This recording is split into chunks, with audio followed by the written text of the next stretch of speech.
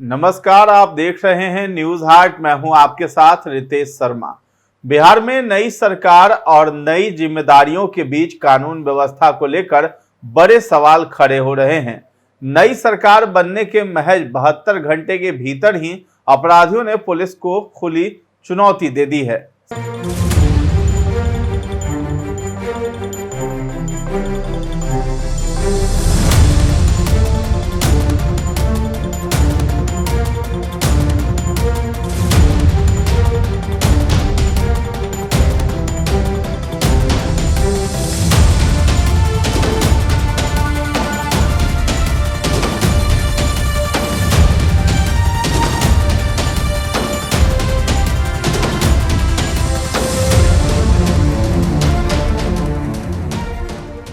सम्राट चौधरी ने मुख्यमंत्री पद की शपथ ली है और उनके पास गृह विभाग भी है, लेकिन शपथ के कुछ ही समय बाद राज्य के अलग अलग हिस्सों से अपराध की चिंताजनक घटनाएं सामने आई हैं।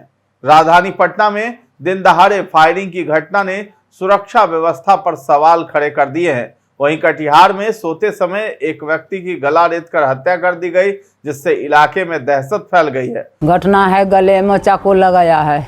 कौन मारा? सुनील यादव।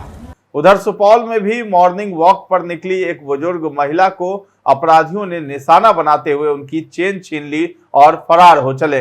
मॉर्निंग वॉक कहाँ से आ रहे थे, कैसे आपका चेन छीन लिया? हम घर से निकले ना, सीधे चले गए गांधी मैदान। वहाँ भगवती माँ को प्रणाम किए। उस बीच होकर के निकलते हुए कचहरी रोड में 2-4 बार घूमे। उस होकर के फिर साइड से हम आए तो अपना गली में जो घुसे तो एक लड़का जो मोटरसाइकिल पर लाल शर्ट पहने हुआ वो हमसे आगे बढ़ गया। तो कटिहार जिले की बात करें तो सेमापुर ओपी थाना क्षेत्र अंतर्गत कावड़ पंचायत के लक्ष्मीपुर झाड़ी टोला में देर रात एक दिल दहला देने वाली हत्या की वारदात सामने आई।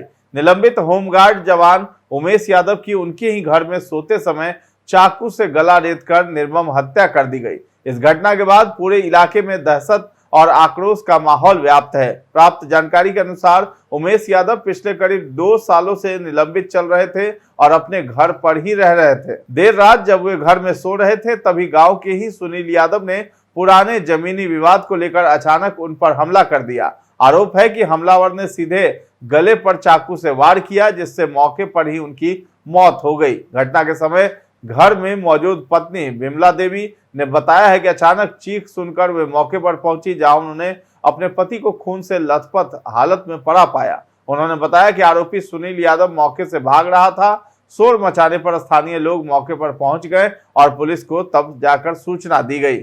सूचना मिलते ही सेमापुर ओपी पुलिस मौके पर पहुंची और शव को कब्जे में लेकर पोस्टमार्टम के लिए सदर अस्पताल भेज दिया गया है। पुलिस ने त्वरित कार्रवाई करते हुए आरोपी सुनील यादव को हिरासत में ले लिया है और पूछताछ भी शुरू कर दी गई है। पुलिस के अनुसार प्रारंभिक जांच में मामला जमीनी विवाद से जुड़ा हुआ प्रतीत हो रहा है। फिलहाल पुलिस हर पहलू से मामले की जांच में जुट चुकी है। इधर मृतक की पत्नी ने प्रशासन जो है उससे आरोपी के खिलाफ कड़ी से कड़ी कार्रवाई करने की मांग कर डाली है।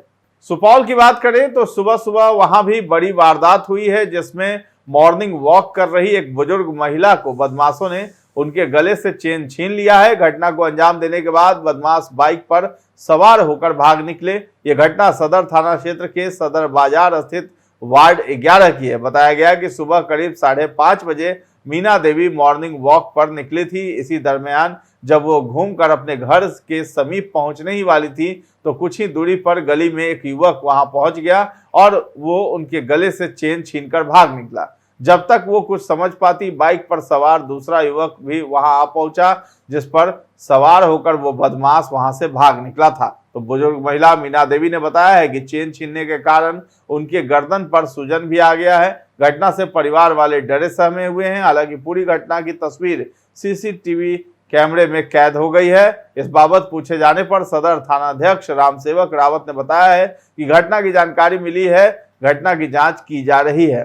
मॉर्निंग वॉक कहाँ से आ रहे थे, कैसे आपका चेन छीन लिया? हम घर से निकले ना, सीधे चले गए गांधी मैदान।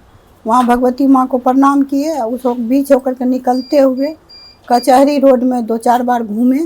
उस होकर के फिर साइड से हम आए तो अपना गली में जो घुसे तो वो एक लड़का जो मोटरसाइकिल पर लाल शर्ट पहने हुआ वो हमसे आगे बढ़ गया।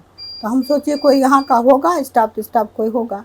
और एक लड़का उजला शर्ट पहने हुए वो पैदल मेरे पीछे धीरे धीरे आया और हम सोचे कि कोई हो। हम पीछे वाला को नहीं देखे हैं, वो मेरा कंठ चिप दिया पूरे गला को। हमरे पास ताकत था नहीं, हम तो इतने देर चौंकाने लगे कि भाई कौन आदमी हमारा कंठ चिप रहा है। इतने में मेरा गला का चेन ऐसा छीना कि गला में भी खरोच आ गया और छीना। और बगल वो जो है आगे में जो गया था लाल मोटरसाइकिल वाला वो आया, उसको बैठा के गांधी मैदान की तरफ भाग गया। क्या नाम हुआ आपका? मीना देवी। घर कहाँ पड़ता है? सुपौल। क्या नंबर वार्ड? 11। इधर राजधानी पटना के आलमगंज थाना क्षेत्र में भी दिन दहाड़े आज फायरिंग हो गई है।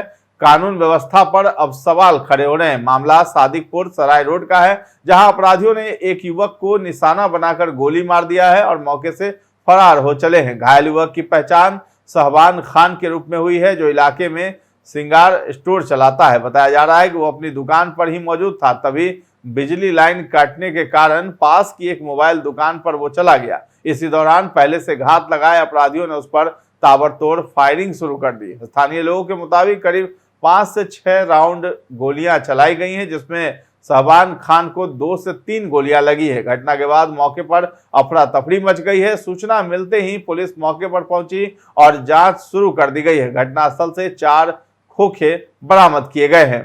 अब पुलिस जो है आसपास लगे हुए सीसीटीवी फुटेज जो है वो कैमरों से निकाल करके खंगाल रही है और अपराधियों की पहचान करने में जुट चुकी है। घायल युवक को गंभीर हालत में अस्पताल में भर्ती करा दिया गया है, जहां उसका इलाज अभी जारी है। इस घटना ने एक बार फिर से पुलिस प्रशासन की कार्यशैली पर सवाल खड़े कर दिए हैं। दिन के उजाले में इस तरह की वारदात से साफ है कि अपराधियों में कानून का डर खत्म होता दिखाई दे रहा है। अब देखना होगा कि पुलिस कब तक आरोपियों को पकड़ पाती है।